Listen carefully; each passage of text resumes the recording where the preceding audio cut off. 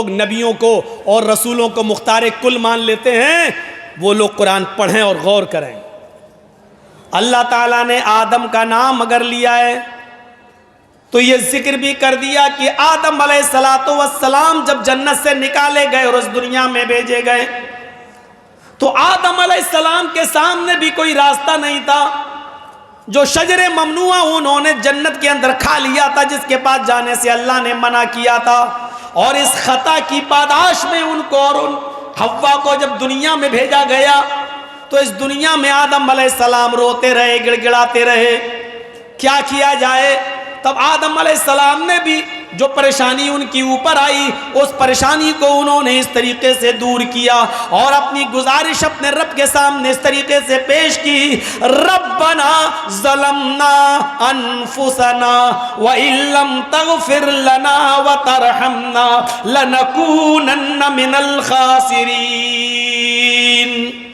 آئے نبیوں اور رسولوں کو مختار کل کا درجہ دینے والوں، آدم علیہ السلام اس دنیا میں آئے، اپنے آپ کو وہ جنت میں نہیں بچا سکے، اس دنیا میں بھیج دیے گئے تو اللہ کے سامنے اپنی خطا کا ذکر کر رہے ہیں، رو رہے ہیں اور گڑ گڑا رہے ہیں اور اپنی اس خطا کا اعتراف کر کے اس سے توبہ کر رہے ہیں اور معافی کی درخواست کر رہے ہیں۔ ربنا ظلمنا انفسنا، اے ہمارے رب ہم نے اپنے نفس کے اوپر، ہم نے اپنی جان کے اوپر ظلم کیا ہے، ہم دونوں نے، حوا نے اور ہم دونوں نے اپنے نفسوں پر ظلم کیا ہے، لیکن یہ بھی حقیقت ہے وَإِن لَّمْ تَغْفِرْ لَنَا وَتَرْحَمْنَا، اگر تو نے ہماری مغفرت نہ کی، اگر تو نے ہم پر رحم نہ کیا، لَنَكُونَنَّ مِنَ الْخَاسِرِينَ، تو اللہ ہم کہیں کے نہیں رہیں گے، ہم نقصان اٹھانے والوں میں سے اور خسارہ اٹھانے والوں میں سے ہو جائیں گے۔ لیجئے آدم علیہ السلام اس دنیا میں آئے، ان کے آنے کا ذکر اللہ نے کیا تو ان کی پریشانی کا ذکر بھی کر دیا۔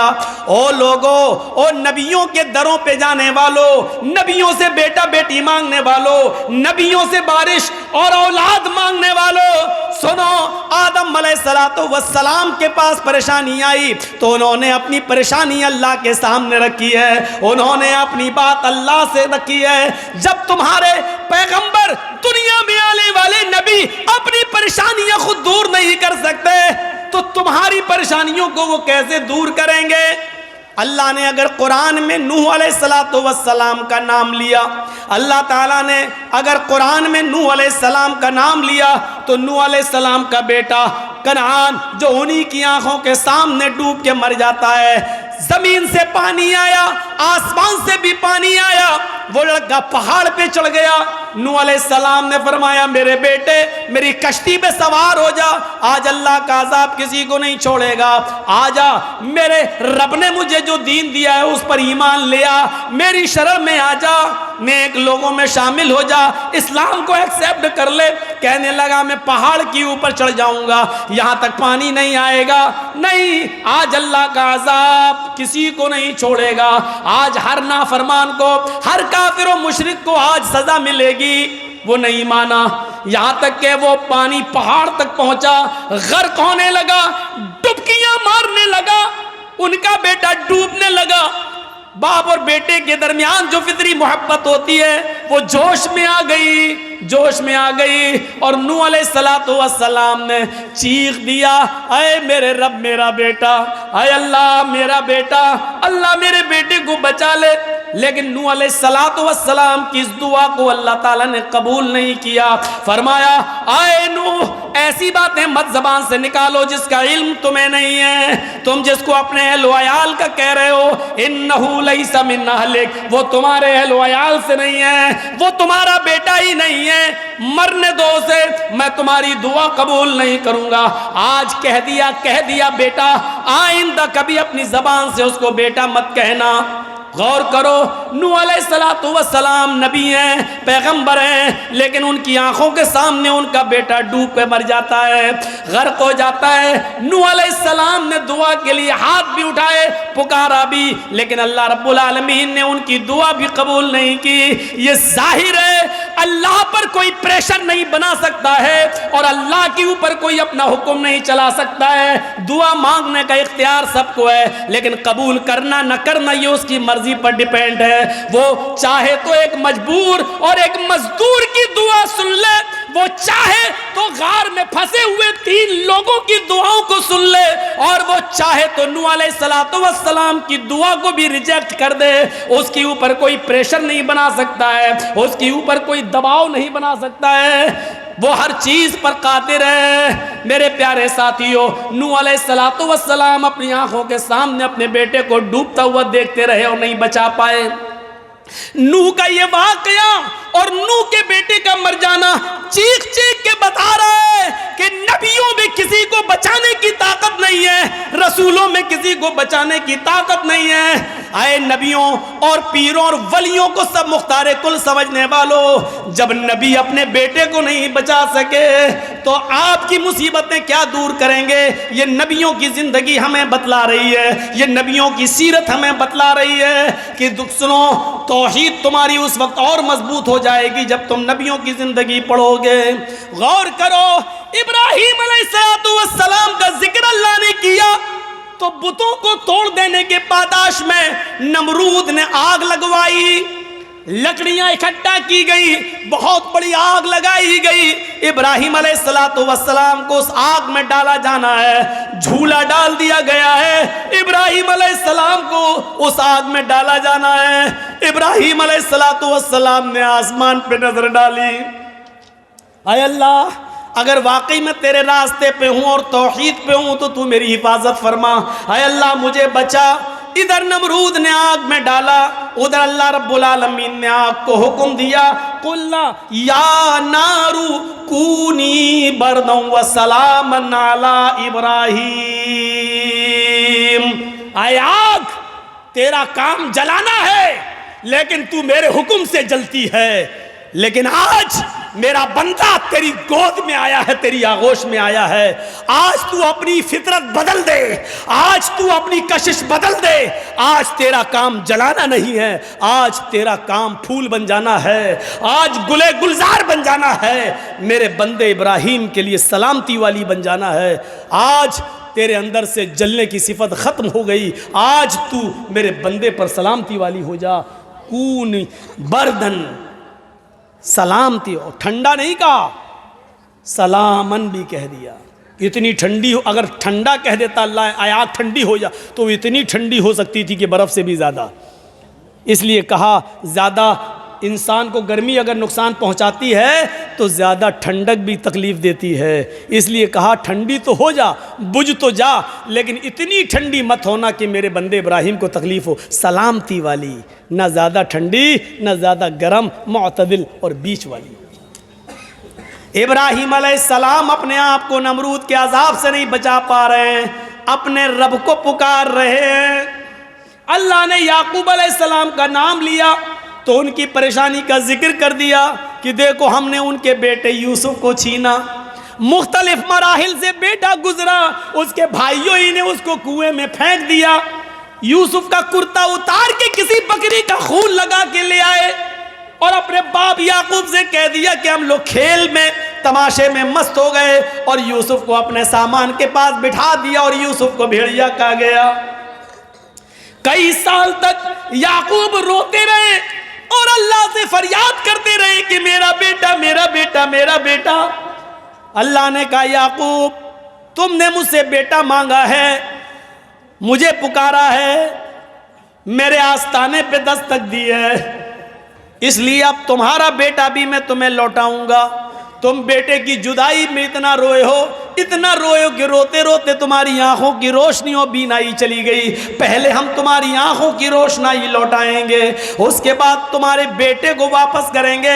اور تمہارا بیٹا جب ہم نے چھینا تھا تو کمزوری کی حالت میں چھینا تھا, لیکن جب تمہارا بیٹا تمہیں واپس کریں گے تو اس کو نبی بنا کر واپس کریں گے اور اس کو ایک ملک کا بادشاہ بنا کر واپس کریں گے.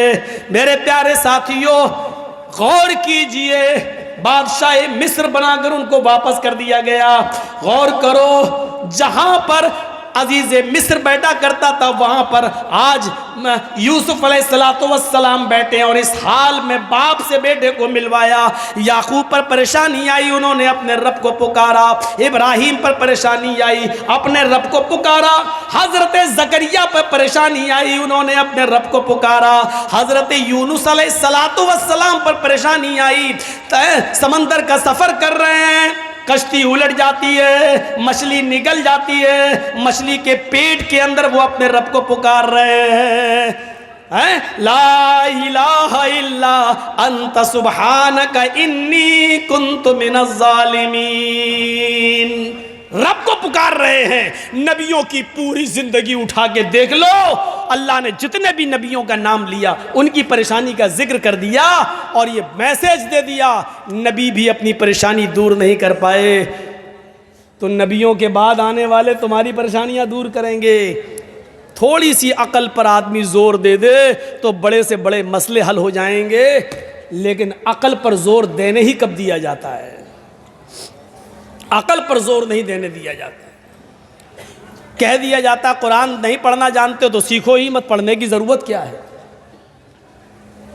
آپ تعجب کریں گے، مبارک پور کے ایک مفتی نے تو یہاں تک کہہ دیا ہے، جو فتویٰ دے دیا باقاعدہ کہ جو لوگ قرآن پڑھنا نہیں جانتے ان کو سیکھنے کی ضرورت نہیں، قرآن کھول کر صرف اپنی انگلی قرآن کے حروف پہ چلاتے رہیں، اللہ ان کو ثواب دیتا رہے گا۔ یہ فتویٰ چھپا ہے، انگلی چلاتے رہیں اللہ ثواب دے گا، کیونکہ اللہ نیتوں کو دیکھتا ہے۔ جب نیت ہی تمہاری یہ ہے کہ ہم سیکھیں گے ہی نہیں تو ثواب ملے گا؟ جب تمہاری نیت ہی ہے کہ ہم انگلی چلاتے رہیں بس سیکھنا ہے ہی نہیں تو ثواب ملے گا۔ ٹھیک ہے تمہاری بات ہم مانتے اللہ نیت دیکھتا ہے، تو اللہ جب تمہاری نیت ہی ہے کہ ہمیں سیکھنا ہی نہیں ہے قرآن، کون اتنا وقت برباد کرے، تو آپ کو انگلی پھیرنے پہ ثواب ملے گا۔ یہ فتوے دیے گئے، قرآن کے قریب لانے کی کوشش ہی نہیں کی جاتی ہے۔ اگر آپ قرآن پڑھ کے کسی سے مسئلہ پوچھنے لگے تو کیا کہے گا؟ کیا تم وہابی ہو گئے ہو کیا؟ کیوں؟ کہ قرآن پڑھ کے قرآن کی آیتیں پڑھ کے مسئلے تو وہی لوگ پوچھتے ہیں، تم کب سے پوچھنے لگے ہو یہ بات؟ قرآن تم نہیں سمجھ پاؤ گے، تمہارے لیے تمہارے مولانا لوگ کافی ہیں، جو بتا دیا اسی پہ عمل کرو۔ پڑھیے پوری زندگی، سارے نبیوں کے حالات سننے کے بعد محمد رسول اللہ صلی اللہ علیہ وسلم کے حالات پر بھی ایک نظر ڈال لیجئے۔ نبی اکرم صلی اللہ علیہ وسلم کی زندگی بھی پریشانیوں سے گزری ہے۔ جنگ بدر کا وہ معاملہ دیکھو، 313 مسلمان نبی کے ساتھ اور 1000 سے زیادہ کا لشکر کافروں کے ساتھ۔ ابو بکر صدیق کا بیان ہے، بدر کے دن میں نے اللہ کے نبی صلی اللہ علیہ وسلم کو روتے ہوئے دیکھا، میرا اٹھنا بیٹھنا سونا جاگنا نبی کے ساتھ ہوا کرتا تھا، لیکن ہم نے اپنی پوری زندگی میں نبی اکرم کو کبھی اتنا روتے ہوئے نہیں دیکھا جتنا میں نے بدر کے دن دیکھا۔ 313 مسلمانوں کو آپ دیکھتے اور 1000 کافروں کو دیکھتے، ان کے ہتھیاروں پہ نظریں ڈالتے، ان کے تیروں کمانوں تلواروں پہ اور گھوڑوں پہ نظر ڈالتے، اور ادھر اللہ کے نبی صلی اللہ علیہ وسلم اپنے نہتے صحابہ کو دیکھتے۔ کسی کے پاس تیر ہے تو چھوڑنے کے لیے کمان نہیں ہے، کسی کے پاس کمان ہے تو چلانے کے لیے تیر نہیں ہے۔ ایک چیز ہے تلوار ہے تو اپنے آپ کو بچانے کے لیے ڈھال نہیں ہے، ڈھال ہے لیکن چلانے کے لیے تلوار نہیں ہے۔ ایک چیز ہے اور دوسری چیز نہیں۔ اللہ کے نبی سجدے میں گر جاتے ہیں۔ ابو بکر صدیق کا بیان ہے کہ اللہ کے نبی صلی اللہ علیہ وسلم کو میں نے سجدے میں گرے ہوئے دیکھا، اور سجدے کی حالت میں اللہ کے نبی یہ دعا کر رہے تھے، اللہم لا تہلک ہذہ العصابہ ان تہلک حاذل عصابہ لن تعبد بعد اليوم. اے اللہ یہی مٹھی بھر جماعت میرے پاس ہے, یہی پکے سچے مسلمان ہیں. اے اللہ اگر یہ مٹھی بھر جماعت ہلاک ہو گئی, اے اللہ یہ مٹھی بھر جماعت چلی گئی, یہ مٹھی بھر جماعت ہلاک ہو گئی اور آج یہ مٹ گئے, اس دنیا سے رخصت ہو گئے, اس دنیا سے چلے گئے, اگر آج یہ قتل کر دیے گئے, آج یہ مار دیے گئے, آج یہ ہلاک ہو گئے, لن تعبد بعد اليوم, تو آج کے بعد کبھی تیری عبادت نہیں کی جائے گی, آج کے بعد کبھی کوئی اللہ اللہ کہنے والا نہ ہوگا, آج کے بعد کبھی اللہ اللہ کہنے والا نہیں ہوگا. اللہ کے نبی جنگ بدر میں پریشان ہیں, لیکن اپنی پریشانی اللہ کے سامنے رکھ رہے ہیں, اس سے دعا مانگ رہے ہیں. ایک وفد آیا ہوا ہے, اللہ کے نبی ان کو دعوت و تبلیغ کر رہے ہیں. ادھر زینب کی بیٹی یا بیٹا بیمار ہے, انہوں نے میسج بھیجا, پیغام دیا, اے اللہ کے نبی آپ کے نواسے کی طبیعت خراب ہے, جلدی گھر میں آ جائیے.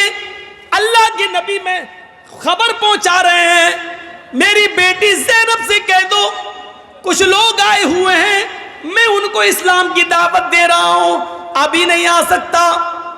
حضرت زینب کی طرف سے دوبارہ خبر آتی ہے, آپ کو اللہ کا واسطہ ہے, جس حال میں بیٹھے ہیں اسی حال میں آ جائیے, ایک نظر اپنے نواسی کو دیکھ لیجئے. اللہ کے نبی اسی حال میں اٹھتے ہیں, چند صحابہ کو اپنے ساتھ لیتے ہیں, پہنچ جاتے ہیں زینب کے گھر, دروازے کو دستک دیتے ہیں. اللہ کے نبی صلی اللہ علیہ وسلم کے لیے دروازہ کھولا جاتا ہے. گھر میں محلے کی کچھ عورتیں بیٹھی ہوئی ہیں, کچھ صحابہ بھی ہیں, حضرت زینب کی گود میں ان کی بیٹی ہے. اللہ کے نبی اس حال میں دیکھ رہے ہیں کہ اس کی سانس اکھڑ رہی ہے, آخری سانسیں لے رہی ہے. حضرت زینب اپنے ابو کی طرف اشارہ کرتی ہیں اور اپنے بیٹے کو یا بیٹی کو اللہ کے نبی کی گود میں دیتی ہیں. اے اللہ کے نبی, اے ابو جان, اپنی نواسی کو اپنی گود میں لے لیجئے, میری پھول سی بچی کو اپنی گود میں لے لیجئے اور اس کی اوپر دعا پڑھ دیجئے, دم کر دیجئے. آپ اللہ کے نبی ہیں, پیغمبر ہیں, آپ کی دعا, آپ کا دم میری بیٹی کو ضرور فائدہ پہنچائے گا. حضرت زینب اپنے کپ کپاتے ہوئے ہاتھوں سے اپنی بیٹی کو اللہ کے نبی کے ہاتھ میں دیتی ہیں, اور اس بچی کے نانا نے, محمد رسول اللہ نے, اپنی نواسی کو اپنی گود میں لیا.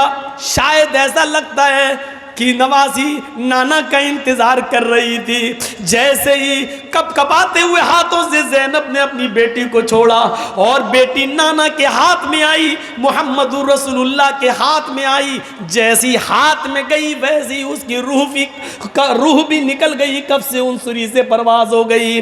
زینب کی بیٹی کا انتقال ہو گیا. زینب کی آنکھوں میں آنسو ہیں. وہاں کمرے میں جتنی عورتیں بیٹھی تھیں یہ منظر دیکھ کر رونے لگی. محلے کے کچھ لوگوں نے یہ منظر دیکھا تو وہ بھی رو رہے ہیں. نبی اکرم کی آنکھوں میں بھی آنسو ڈبڈبا رہے ہیں.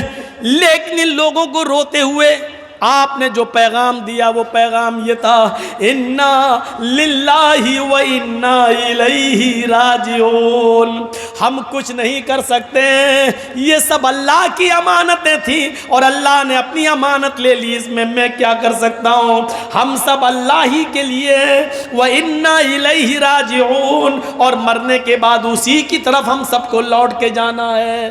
جب ساری عورتیں رو رہی ہوں, زینب رو رہی ہوں, بڑے بڑے صحابہ کا دل رو رہا ہو, آنکھوں سے آنسوؤں کا سیلاب بہ رہا ہو, اور اس وقت سب کو محمد رسول اللہ سے جوڑ رہے ہوں, یہ میسج دیا جا رہا ہے کہ کوئی نبی کسی کو زندگی نہیں بخش سکتا ہے. اگر زندگی بخشنے کی طاقت ہوتی تو زینب کی بیٹی کو زندگی محمد رسول اللہ بخش دیتے, لیکن نبیوں کے ہاتھ میں نہیں ہے. خود آپ نے اپنے 1.5 سال کے 18 مہینے کے بچے ابراہیم کو, ماریا قبطیہ کے بدن سے پیدا ہونے والے بیٹے کو آپ نے اپنی گود میں لیا جب اس کی سانسیں اکھڑ رہی تھیں، اور ابراہیم انتقال کر جاتا ہے نبی کی گود میں.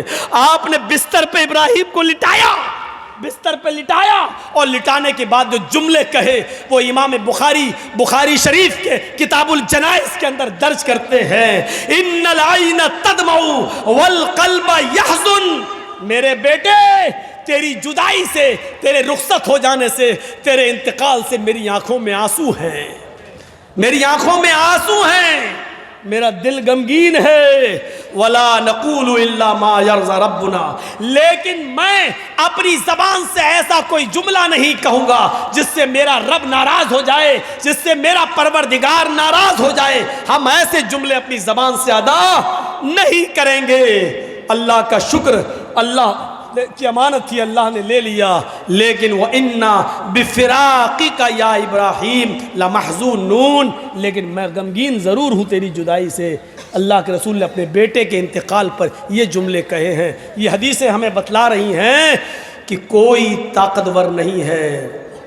طاقت اگر کسی کے پاس ہے تو وہ صرف اللہ کی ذات ہے، اللہ کی ذات. تو پہلی خوبی کیا ہے؟ اب تو آپ لوگوں کا شور آنے لگا بھائی. آدھا گھنٹہ تو آپ لوگ صحیح سنتے ہیں، اس کے بعد اٹھ کے بھاگنے لگتے ہیں. مجھے ایسا لگتا ہے کہ سننے سے زیادہ